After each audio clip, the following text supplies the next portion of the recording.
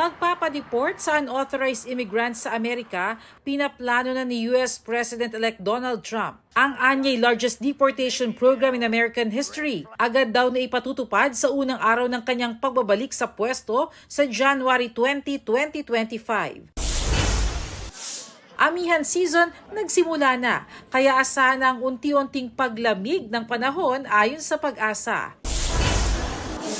Adjusted mall hours, sinimula ng ipatupad para maibsan ang bigat ng trapiko. May mga mall na nagbubukas ng alas 11 ng umaga at nagsasara ng alas 10 o alas 11 ng gabi. Presyo ng isda tumaas dahil sa sunod-sunod na bagyo. Sabi ng Agriculture Department, para hindi tuluyang sumipa ang presyo, posible raw na mag-angkat ng karagdagang 8,000 toneladang isda. Bernadette Reyes, nagbabalita para sa GMA Integrated News.